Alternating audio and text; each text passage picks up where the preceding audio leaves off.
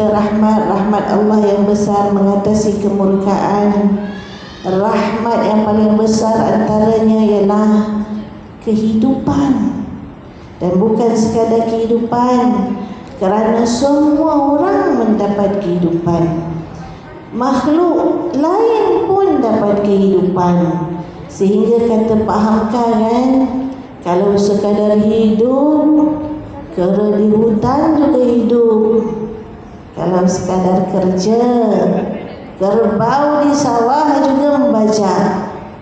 Apa rahmat yang nak kita hitung untuk melangkah cinta kerana Yang Esa. Langkah kita adalah dengan kata-kata cinta kita kepada Yang Esa.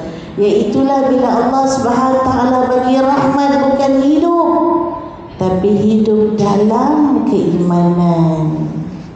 Bukan sekadar hidup, tapi hidup dalam iman. Sebab itu di dalam hadis baginda Rasulullah SAW kan menyebut, Innallaha yu'tid dunya. Macam sebut nangis lagi je. Innallaha yu'tid dunya. Terima kasih banyak Kak Sri.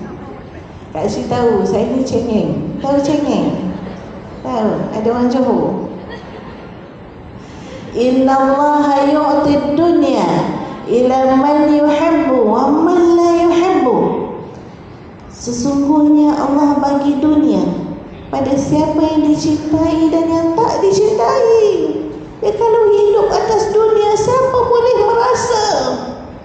Tapi yang nak kita ingat dalam hati melangkah cinta, walakin la yu'til iman illa man yuhibbu. Tapi Allah tak bagi iman kecuali pada orang yang Allah sayang. Maka dengan sebab itu 1 Muharram, ya muqallibal qulub sabbit qalbi ramai, sabbit qulubana ala ta'atik, amin ya rabbal alamin. Allah, kuatkanlah aku, tetapkanlah kami dalam keimanan, hidup yang penuh dengan keimanan. Sebab itu di awal ini, mari kita sebut 3 kalimah cinta pada Yang Esa. Boleh? Sambil-sambil duduk, saya sebut kat diri saya, puan-puan, semua para jemaah yang disayangi, sebutlah selalu dalam diri kita. Ini hanya nak menambah sahaja sedikit yang telah disebut oleh Ustaz Nuni tadi. Sebutlah hamdalah, maghfirah, hauqalah. Selalu sebut hamdalah, maghfirah, hauqalah. Man un'ama alaihi falyahmadillah. Siapa yang dikurniakan nikmat baginya, hidup dalam iman dulu, tak nak hitung yang lain-lain, terlalu banyak. Wa in ta'uddu ni'matallah la tuhsuha, tak dihitung. Tapi 3 kalimah awal cinta kita pada Allah, datang ke sini pada pagi ini, jangan tinggal 3 kalimah cinta ni. 1 hamdalah, iaitu tanda syukur, alhamdulillah. Boleh kita sebut sama-sama? Boleh ya? Terlaungkan kat Dewan yang cantik ni, Allah, cantik betul. 1, 2, 3. Alhamdulillah. Yang lain puan-puan nak baca panjang-panjang, bacalah. Alhamdulillah hamdan kathiran tayyiban mubarakan fi. Aywa, silakan. 1 hamdalah, 2 maghfirah, la astaghfirullah. Sambil duduk, astaghfirullah banyak-banyak. Ampun ya Allah, ampun ya Allah, kau bagi lagi aku hidup ni ya Allah. Aku BBB, tahu BBB tak? BBB tahu, 3B.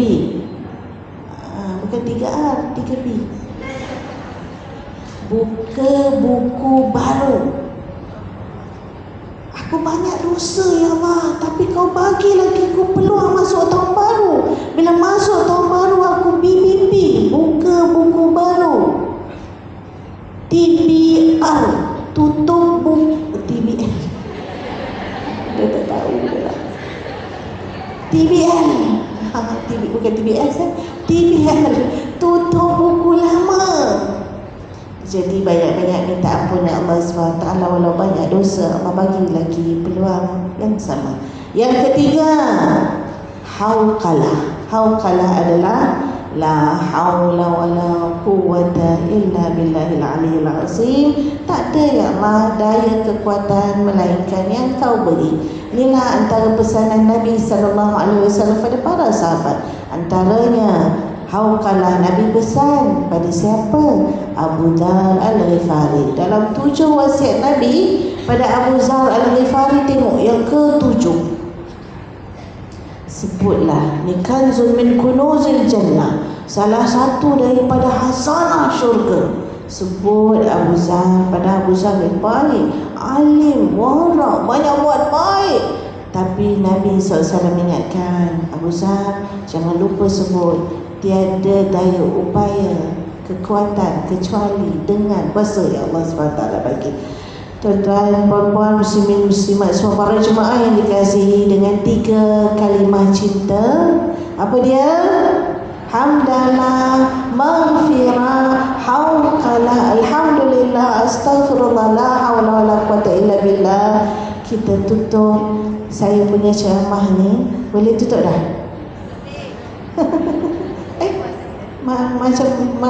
Macam apa, anti climax dia.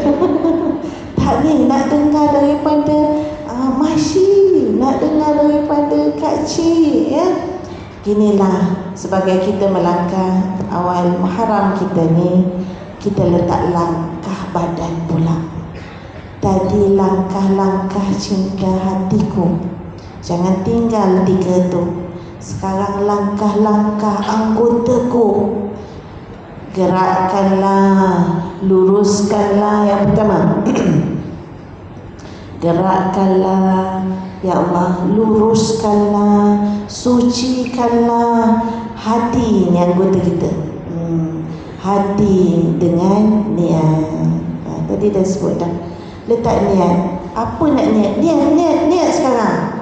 Ada orang buat tapi tak ada niat. Ada orang buat banyak niat. Daripada pilih baju putih mana nak pakai, dah letak niat. Kau rasa mak pakai yang ni ke yang ni? Banyak baju putih mak. Saya minta maaf, saya tak ada baju putih, tak nak pakai baju putih. Kau rasa nak ini yang ni? Letak niat dah. Mak nak pakai ni. Mudah-mudahan kau doakan mak besok 1 Muharram, mudah-mudahan lebih elok lagi perjalanan hidup mak. 1, gerakkan hati dengan niat. Pasal dalam Islam, niat ni maknanya dah masuk gear 1 lah. Niat tu maknanya you dah masuk gear 1, dah buat dah. Kalau lain-lain, di sisi lain-lain, you pergi kerja, you main pakai niat, boleh tak? Tak boleh. Gaji ada jalan tak?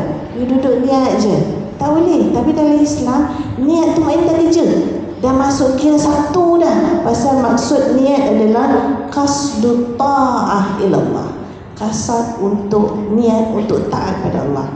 1, gerakkanlah hati, luruskanlah hati dengan niat yang suci. Yang kedua, gerakkan dahi turun ke sejadah.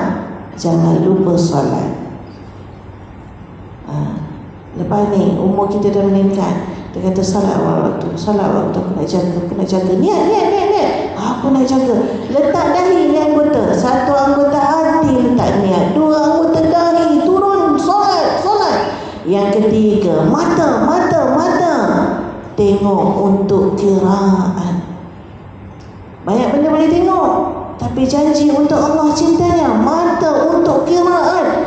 Ni puan-puan, saya nak senangi bagi ingat. Jadi saya pilih perkataan yang belakangnya ditulis dengan AT, art semua ditulis dengan AT supaya senang ingat. Niat, belakang ada AT. Salat, belakang ada AT. Yang 3, mata tengok mana? Qiraat tengok mana? Tadi Ustaz ada sebut, tengok Quran. 2 daripada ayat yang disebut dalam hadis sahih rawahul Bukhari. Jangan lupa baca surah Al-Baqarah. Ustaz apa sebut surah Al-Baqarah? Ingat ayat berapa Ustaz sebut tadi? Oh, bagus betul lah. Pas learner Qiraat tengok antaranya surah Al-Baqarah juga ayat 285 286. Amanar Rasul bima unzila ilaihi min rabbih wal mu'minun, kan? Kullun, baca sama-sama boleh? Jom.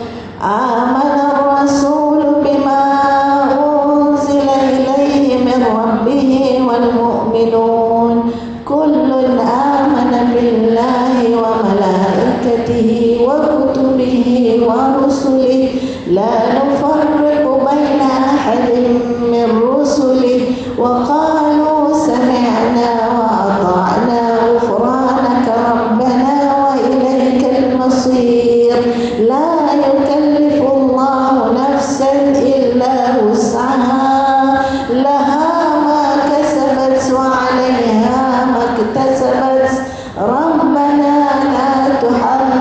la tahmil 'alaina isran kama hamaltahu 'ala alladhina min qablina rabbana wa la tuhammilna ma la taqata lana bih wa'fu 'anna waghfir lana warhamna anta maulana fansurna 'alal qaumil kafirin. Alhamdulillah, ada dua ayat dah begini.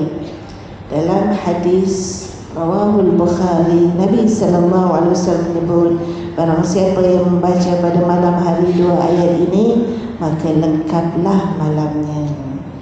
Saya teringat tadi Masyi kata terjaga waktu malam, tak cukup tidur dia. Masyi baca ya surah Al-Baqarah 285 286.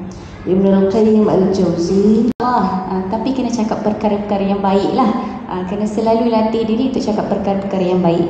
Dan semoga apa yang saya kongsikan serba sedikit hari ini memberi manfaat, perkataan-perkataan yang baik, dan manfaatnya itu sampai kepada Ustazah Fatimah, kerana pesan dia tu saya pegang sampai hari ini, insyaAllah. Menjawab kepada persoalan daripada moderator tadi, mana datang kekuatan tu, saya pun tak tahu.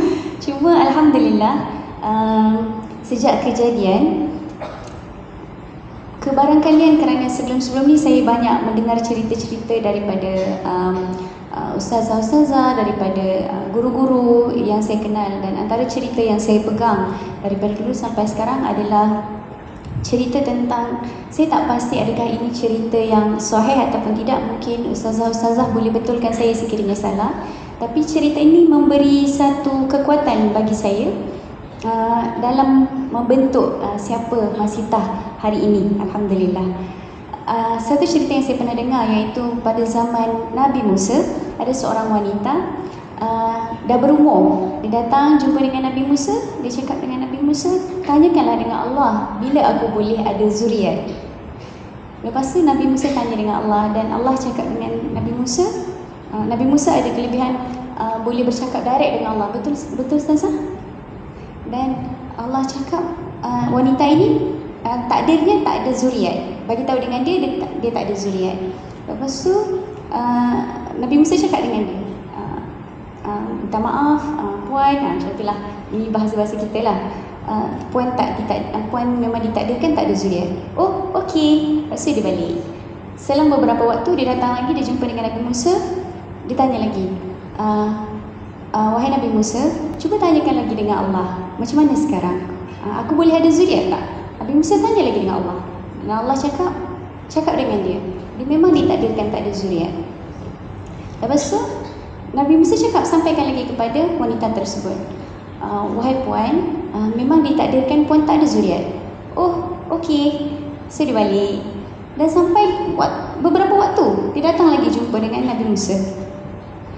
Dan dia cakap, macam mana sekarang? Macam mana sekarang wahai Nabi Allah? Cuba tanyakan lagi.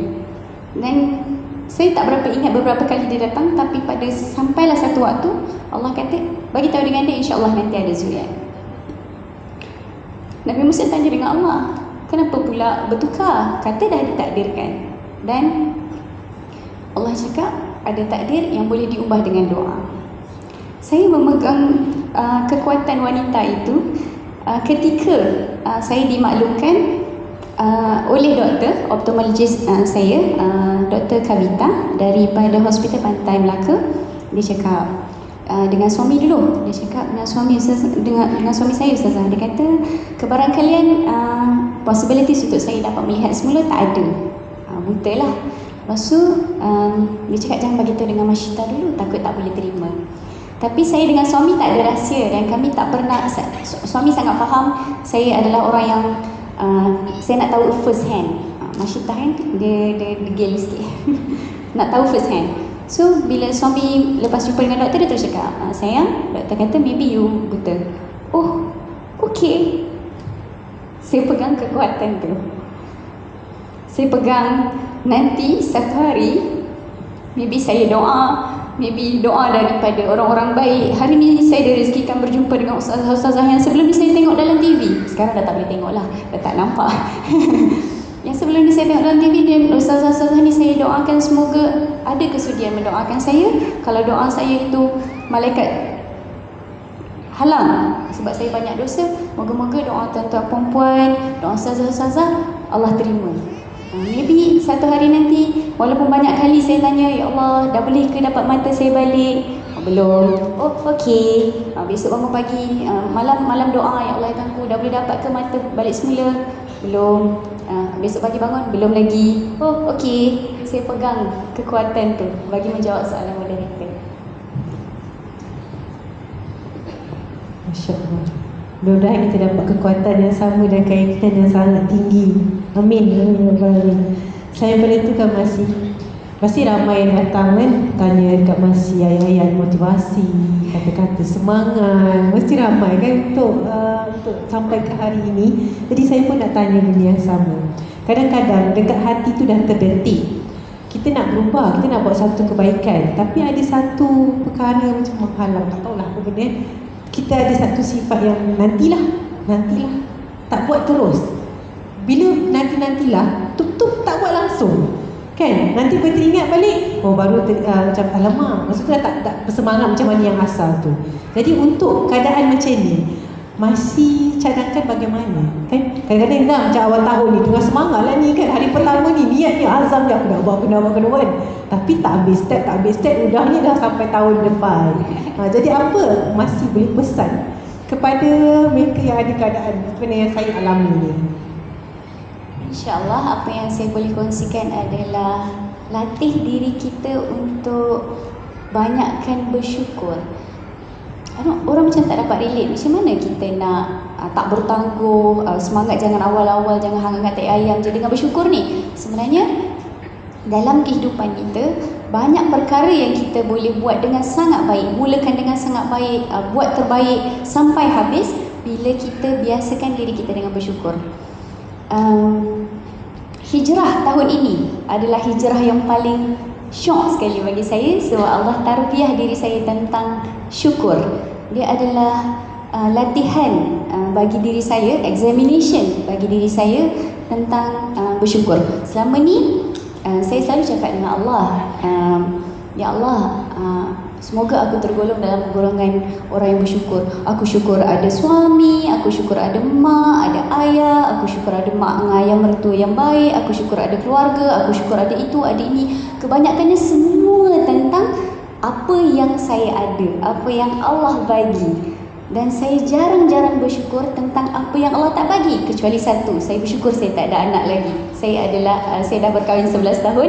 Yang tu betul-betul saya syukuri kerana bila berlakunya insiden ini, dia adalah hikmah yang selama ini saya nantikan. Kenapa Allah tak bagi saya anak lagi? Rupa-rupanya kalau Allah bagi saya anak sekarang, kesian suami nak kena handle seorang-seorang. Jadi itu antara kesyukuran yang tiada. Dan rupa-rupanya tahun ini Allah hadiahkan saya kesyukuran yang tiada lagi satu, iaitu kesyukuran tiada nikmat penglihatan. Dan semalam on the way nak datang ke sini, saya fikir-fikirkan lagi, apa saya nak cakap atas tentang saya bukan ustazah, bukan penceramah, bukan pakar motivasi, tapi saya direzekikan ilham. Oh, saya nak kongsikan tahun ini saya dapat buka tahun, buka buku baru, buka buku amal baru dengan satu kesyukuran baru, iaitu syukur alhamdulillah Allah buka buku tahun ni dengan tiada dosa mata. Maka dia akan jadikan saya seorang yang insya-Allah biiznillah bersyukur sepanjang tahun, mengingatkan apa yang saya dapat pada awal tahun ini, iaitu buka buku amal tanpa dosa mata, insya-Allah. InsyaAllah. Jadi masih sangat bersyukur dan diberi peluang kedua untuk terus hidup. Tapi mesti ada yang tertanya kan, tak pernah ke masih sedih? Ada tak waktu-waktu rasa down sangat? Nak kata down, sebelum aksiden saya banyak fasa-fasa down. Tapi lepas aksiden, saya down kalau suami jauh daripada saya. Macam hari tu kita dah start masuk office. Lepas tu ada beberapa waktu yang suami kena pergi site visit, atau dia tinggalkan saya dalam 3-4 jam. Waktu saya ada rasa down sikit lah. Saya rasa macam rindu, tapi sebenarnya kalau nak tanya betul-betul down tu, bila saya betul-betul rindu nak tengok muka suami. Saya masih lagi pada fasa yang sama, fasa rindu pada muka suami saya. Bukan kita dah lupa. Allah kadang-kadang bagi rezeki juga tengok dalam mimpi, tapi tak puas. Jadi bila kita bangun-bangun tidur, biasanya buka mata tu boleh terus nampak dia. Sekarang buka mata kena pegang dulu. Oh, ni hidung dia, ni mata dia, kening dia masih sama, dahi dia masih sama. Oh, minggu ni dia belum shave lagi. Kita kena membayangkan. So kadang-kadang dia sampai dekat fasa tu, dia sampai rasa, ya Allah, bila nak pulang balik? Saya dah rindu dah ni. Ni dah 130 hari. Lama lagi tak saya nak kena manage emosi ni. Takut-takut, ya Allah, takut-takut sangat-sangat saya tergelincir daripada fasa positif ni. Saya takut ada fasa-fasa tu. Tapi setiap kali saya berada pada fasa tersebut, saya akan terus communicate dengan husband, dengan suami lah, dan dia akan terus ingatkan bahawa Allah sayang saya dengan cara yang berbeza. Jadi adakah memang suami antara orang kuat yang support? Sangat-sangat. Saya pada suami bagaimana dengan keluarga? Saya bersyukur, alhamdulillah, daripada dulu sampai sekarang saya dikurniakan support system yang sangat baik. Yang terutama sekali adalah saya punya suami. Kemudian kita ada mentor, Datuk Ira Dr. Azlan Osman, yang memberi kata-kata semangat setiap kali berpeluang untuk kita berkomunikasi. Kemudian kedua ibu dengan ayah, kedua ibu dan ayah mertua, saya punya adik-beradik, saya punya ipaduai, sepupu, pakcik-makcik, semua support system yang sangat bagus, yang menyebabkan saya rasa asbab daripada support mereka jugalah saya kuat macam hari ini. Alhamdulillah. Alhamdulillah. Dan pastinya orang-orang yang kata diuji sehebat ini dan bila masih sangat positif, pastinya makhluk-makhluk jahat tu juga suka kacau, betul tak? Ada waktu-waktunya dia tak ganggu masih mungkin, tapi dia ganggu orang sekeliling, environment. Jadi masih menghadapi tak situasi tu, negative vibe, kata-kata orang, kecaman orang, atau orang suka bercakap sinis. Ada tak masih lalui proses tu? Tak banyak. Terima kasih Puan Masyi. Adik-adik daripada kumpulan Khadijah, daripada Mahat Hafiz Safiyah, ya, Masya Allah, Tabarakallah. Kita ada tetamu istimewa tuan-puan. Kita menjemput daripada Pertubuhan Kelainan Upaya Penglihatan. Kita menjemput daripada Pertubuhan Kelainan Upaya Pendengaran. Kita tengok orang sebelah kita. Kenal tak orang sebelah? Mungkin ada yang dah tertidur. Tak nampak juga kan? Ya. Dan ada bersama-sama dengan kita tuan-puan, Masya Allah, isteri-isteri KSU, kementerian-kementerian yang tidak dapat nak disebutkan namanya satu persatu. Kepada semua, Ustazah sekali lagi mengucapkan ahlan wa sahlan wa marhaban bikum. Semoga kita semua akan melangkah keluar dengan rahmat dan maghfirah daripada Allah Subhanahu wa ta'ala. Sebelum Ustazah mulakan ruangan kesimpulan, rumuskan, silalah genggam tangan sahabat-sahabat di sebelah kita. Mereka adalah sangat penting dalam menentukan langkah hijrah kita semua. Genggam tangan. Kita tak kenal tu orang sebelah, siapa yang saya genggam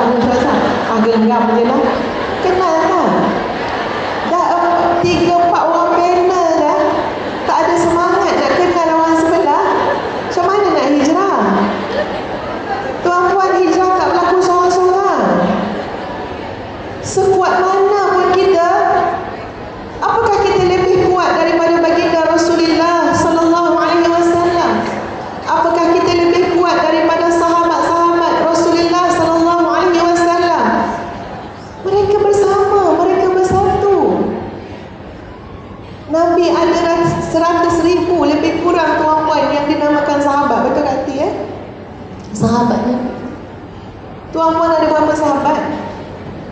Grup WhatsApp berapa? Grup WhatsApp 10 tapi orang yang sama. Semua orang dah meluat tengok kita punya mesej. Dah baca kat grup atas, ada lagi grup bawah. Sebab kawan kita sama. Kita tak ada sahabat sampai 100,000 orang, tuan-puan. Sebab tu langkah kita tak kuat. Lebih malang kita pilih-pilih kawan. Tengok jubah putih di lawa menawarin, kita nak kawan. Nak kawan lah. Tengok acik ni pakai jubah putih, mana ni baju sekolah ke? So tak nak kawan. Tuan-puan, Masya Allah, tadi sahabat-sahabat Ustazah dah sebut macam dah perfect dah. Terutama yang Ustazah ni 10 terus. Itu memang membentukkan seorang wanita solehah yang sebenar. 10 bagi terus. Jadi boleh tak rumuskan dia buat kuis dia tanya soalan? Mesti rasa menyesal kan? Nak buat apa tambah lagi? 10 dah bagi, Kak Tis siap 5, 3, macam-macam langkah. Ni kalau kita tengok masing-masing tulis apa, dia saya tak tahu tulis apa. Tetap lukis gambar Puan Masyita. Tak boleh percaya ni tetamu ni kadang-kadang.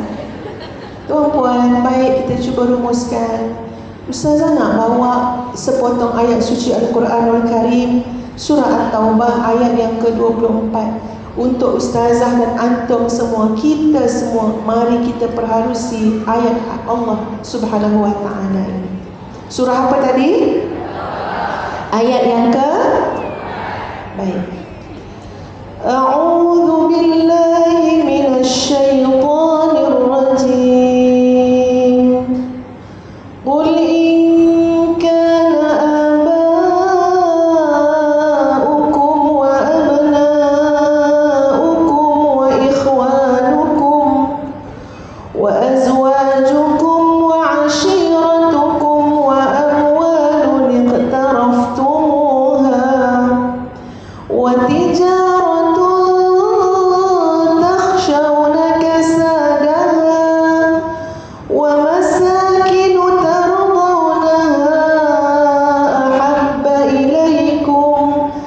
ahabba ilaykum minallahi wa rasulih wa jihadin fi sabilih fatarabbasu hatta ya'ti Allahu bi amrih wallahu la yahdil qawmal fasiqin. Katakanlah wahai Muhammad, sekiranya ibu bapa kalian, anak-anak keturunan kalian, saudara-saudara kalian, suami atau istri kalian, kaum kerabat kalian, harta-harta kalian, perniagaan kalian yang kalian takut kerugian, atau tempat-tempat kediaman kalian yang kalian begitu senang dengan rumah-rumah kalian, sekiranya semua itu lebih kalian cintai daripada cinta kalian kepada Allah, kepada Rasulullah, kepada perjuangan di jalan Allah, maka tunggulah, nantilah datangnya hukuman daripada Allah, dan Allah tidak memberi petunjuk kepada orang-orang yang fasik, orang-orang yang berbuat jahat. Apa maknanya sahabat-sahabat sekalian? Cinta Allah ini bukan pilihan. Bukan kalau nak cari, kalau tak nak, tak payahlah. Tak. Cinta Allah ini satu langkah hijrah yang mesti kita usahakan, yang mesti kita cari, yang mesti kita renung-renung dan fikirkan. Mesti. Jangan letak kat ujung-ujung mata, kat ujung-ujung jari, kat ujung-ujung masa. setakat sakit-sakit tenaga, tak. Tenaga kita yang banyak ni kita nak mencari, melangkah hijrah dengan cinta Allah Subhanahu wa taala. Dan apa yang berlaku kepada hidup kita masing-masing? Ustazah harap kita masing-masing sekadar scan diri masing-masing. Ada perempuan yang angguk-angguk nak tanya, pakai scan tu alat apa? Scan dengan apa agak-agak?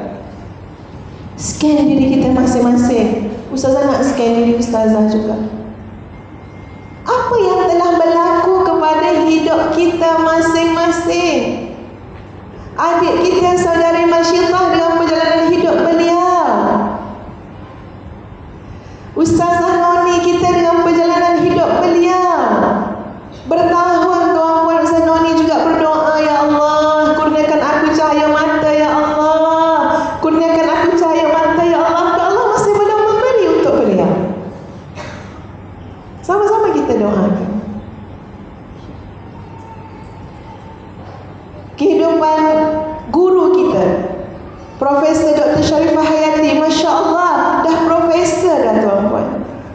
Allah kurniakan nikmat kepada beliau atas kesabaran beliau, istiqamah beliau. Pasti setiap orang ada perjalanan hidup masing-masing. Perjalanan hidup itulah yang akan menyampaikan kita kepada cinta Allah Subhanahu wa taala. Jangan dicemburukan hidup orang lain.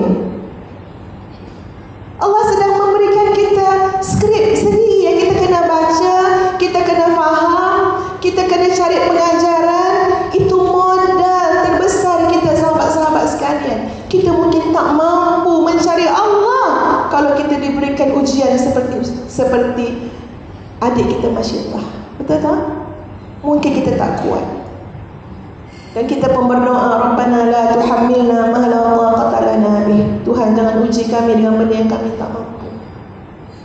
Maka sebab tu Allah tak bagi kat kita. Mungkin kita tak kuat juga tuan-puan kalau Allah bagi kita sebuah perkahwinan yang tidak bahagia, tidak ada anak dan sebagainya contohnya. So Allah tak bagi kita yang tu, Allah bagi kita yang lain.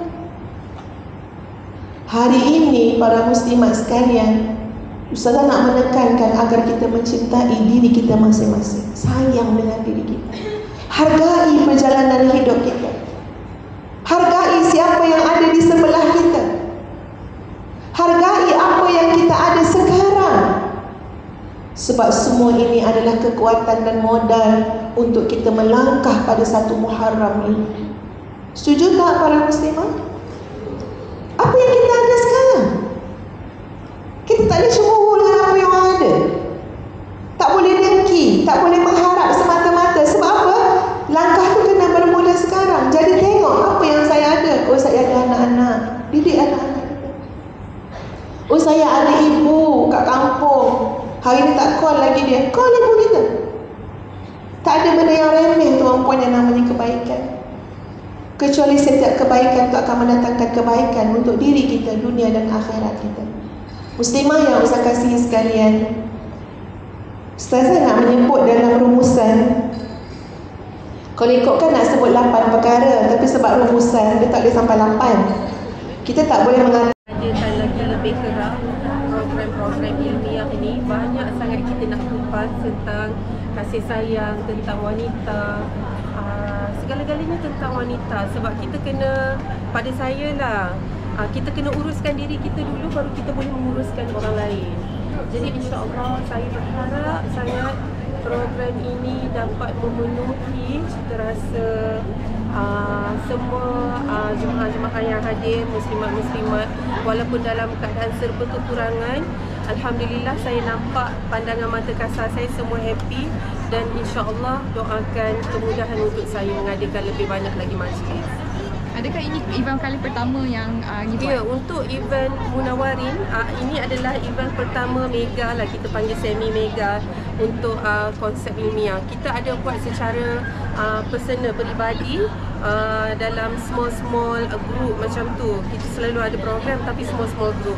Tetapi ini adalah kali pertama kita announcekan kepada publik untuk join bersama-sama dengan Munawarin untuk program seperti ini. Ya, so hari ni siapa yang join? Partisipan dia yang datang tu siapa? Sorry? yang dia punya orang datang tu siapa? Peserta Okey, siapa? kita ada juga ini random. Kebanyakannya adalah customer menawarin yang peminat jubah apa semua, dan kita blastkan dalam media sosial tentang program ni, dan diorang register lah untuk hadirkan diri pada hari Percuma. ini. Ya, secara percuma. Dan kita ada juga pertubuhan orang cacat yang kita datangkan khas kepada ke majlis ini, pertubuhan penglihatan Malaysia ya, dengan pertubuhan orang pekak dan bisa. Jadi kita adakan diorang sesi khas untuk jemputan khas kita pada hari ini sebenarnya. Yang pasal rombongan nak pergi ke Mekah ke Umrah tu, anda racik? Ya, betul. Kita ada buat collaboration dengan Kengkawan Project. Kita collabs untuk raiskan tabung lah kan, raiskan fund untuk mencukupkan dana untuk membawa, sebenarnya ada 50 orang kurang upaya. Jadi kita berusaha, alhamdulillah lebih daripada 50% dah kita dapat bertempat, dan insyaAllah kita masih lagi memerlukan dalam lebih kurang 200,000 sahaja lagi untuk sampai ke bulan 10 insyaAllah. Keseluruhannya berapa perlu? Saya anggarkan secara kasar satu orang dalam 8,900 lebih. Jadi saya letakkan 10,000. Jika ada kelebihan itu, kita akan bagi duit poket lah untuk peserta-peserta yang kita bawa tu nanti. So macam mana cara Datin nak dapatkan lagi 200,000 tu? Okey, dalam cara kita war-warkan melalui media sosial kita, kita ada juga dermawan-dermawan yang mengenali saya, antara kawan-kawan saya yang nak bagi infak jariah untuk program ni. Jadi dari situlah datangnya dana-dana tersebut. Kita akan tim saya akan buat program. Selalunya saya ambil hari-hari macam hari Muharram, Maulidur Rasul, kita ambil hari Ashura ke, hari-hari istimewa tu kita adakan. Dan insya-Allah saya tak boleh nak announcekan program-program tersebut sebelum tim saya menyelaraskan sepenuhnya, insya-Allah. Tetapi dari masa ke semasa kita akan beritahu melalui media sosial, insya-Allah. Hari ni berapa ramai? Lebih kurang 500. Kita buka 350 peserta, tetapi sambutan tu sangat menggalakkan. Ada yang frustrated tak dapat join sebab daripada 350 kita dah buka 300, kita dah buka ke 500. Jadi dah maksimum. Kita tak nak nanti rapat sangat ke apa semua, cram sangat, tidak selesa pula kan. Jadi saya hadkan kepada 500 peserta hari ini, alhamdulillah. InsyaAllah, insyaAllah kita akan adakan sebelum kita berangkat ke menunaikan umrah bersama OKU tu, kita akan adakan satu lagi sesi yang seperti ini, insyaAllah. Mungkin doa selamat ke apa semua untuk mendoakan jemaah-jemaah menunaikan umrah nanti, insyaAllah. Anda tahu nama penuh Datin tak? Nama saya Aliza binti Abu Bakar. Puan, mungkin boleh cerita sikit yang kiranya simbolik sebenarnya awal Muharram dengan acara ni, mungkin ada rasa sebaliknya. Muharram ni kalau kita tengok daripada jemputan panel adalah para asatidzah. Saya lebih menyantuni muslimat. Muslimat adalah ketua keluarga, orang kata right hand person dalam rumah tangga. Untuk membentuk rumah, kita kena bermula daripada rumah tangga kita. Jadi bila kita tidak orang kata mengelolakan rumah tangga kita dengan baik, maka di luar sana pun akan menjadi banyak kebincangan. Jadi saya rasa saya terpanggil untuk menyantuni muslimat semua, termasuklah diri saya sendiri ke arah kebaikan, untuk mendapatkan lebih pengetahuan dari sudut ilmu sebenarnya. Saya sendiri memang untuk diri saya sebenarnya, saya sendiri suka nak tahu apa yang banyak kekurangan tentang diri saya. Di situlah tercetusnya idea saya untuk mengelolakan majlis-majlis begini.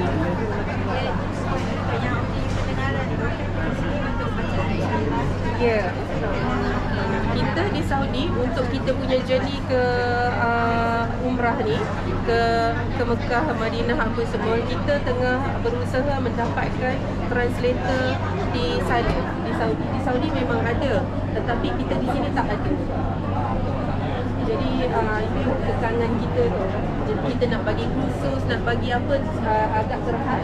Tapi insya-Allah mungkin kita akan berangkat ke Madinah dulu. Di Madinah nanti para mutawif dan guru-guru yang mengikuti program ni, kita ada juga guru-guru yang hebat, terbuka hati untuk berkata berkhidmat untuk orang yang kurang upaya ni di sana nanti. Dari sini kita pergi sana insya-Allah. InsyaAllah bahasa isyarat. Ya, dengan bahasa isyarat tu sekali. Kalau yang cacat penglihatan kan, dia akan bawa kemari oleh saudara mara. Ya, diorang memilih pengiring diorang. Yang mana pengiring diorang itu adalah dikategorikan orang cacat juga. Macam diterangkan tadi, bila cacat penglihatan dia tak nampak dua mata, pengiring dia tu mungkin nampak sebelah mata ataupun dia nampak kabur-kabur. Jadi kita tetap juga memerlukan, pihak Munawarin tetap juga memerlukan ahli hikmat untuk memantau semua. Sebab kita campur kan dengan yang cacat penglihatan, pendengaran, peka dan bisu. Jadi kita tetap juga lah memerlukan ahli hikmat, yang mana ahli hikmat tu akan menjaga, memantau lah selama perjalanan ibadah ni, insya-Allah. Yang berkursi roda tu boleh juga. Ya, berkursi roda tu antara yang apa ni yang dah dipilih untuk bersama-sama dengan kami. Ini pertama kali ya Datin buat untuk OKU. OKU ya, pertama kali. Saya cuba sebaik yang mampu untuk orang kata merealisasikan hasrat mereka untuk menjadikan ibadah ini adalah perjalanan ibadah yang terbaik, insya-Allah. Jenama Munawarin ni berapa lama dah dekat pasaran Jenama Munawarin di pasaran saya rasa daripada 2020, dah 3 tahun dah, insya-Allah. Umur Datin berapa tahun? Ya? Umur alam. Kalau boleh tahu lah, tak boleh. Bukan rahsia kata tua ke muda ke tidak, tetapi selalunya umur dalam Islam ni kita tidak mengisytiharkan. Okey. Tak apa, faham. Ya. Tapi saya bukan muda, saya dah tua. Saya dah ada anak, dah ada cucu, dah ada menantu, tunggu cucu. Jadi Munawarin ni dia maknanya dia punya key business ialah produk guna. Okey, key business Munawarin adalah pakaian muslimah attire, yang mana saya hadirkan untuk muslim dan muslimat. Tetapi kebanyakan kita yang high demand adalah muslimat, jadi kita bagi kepada muslimat dulu. Saya nak berkongsi sikit. Munawarin ni maksudnya engkau datang membawa cahaya. So saya berharap sangat dengan nama yang diberikan untuk saya menerajui Munawarin ini, engkau datang membawa cahaya, itu adalah membawa cahaya kepada seluruh umat, insya-Allah. Segmen customer Munawarin umur berapa? Dan maksudnya yang sebenarnya kalau daripada baju Melayu daripada 4 tahun dah ada dah. Kalau daripada jubah saya tak buat lagi untuk anak-anak kecil yang berumur below 10 macam tu. 17 tahun, 16 tahun tengok badan SS, daripada saiz SS. Saya rasa SS yang kadang-kadang anak kita umur 16 saiz dah triple XL. Jadi saya tak buat macam tu. Daripada SS tu kita dah ada dah saiz. Bayar dia daripada luar negara ke buat sendiri ke? Kita ada kelengkapan haji umrah. Saya collaborate dengan kilang di Indonesia. Untuk abaya saya collaborate kilang di Dubai. Saiz bermula daripada XS sehingga triple ke 4XL? 4XL. 4XL. harga daripada terendah berapa? Terendahnya below 100 kan? 100 ada? 100, 150 pun ada. Maknanya saya keluarkan yang mampu milih. Di online mana kan? Boleh, ada dekat website dan online juga. Okey. Okey. Ada lagi Budi? Ada lagi? Okey, Budi ada lagi Budi? Okey. Ada lagi tak ada? Alhamdulillah. Kita ambil gambar ramai-ramai. Boleh, saya ambilkan.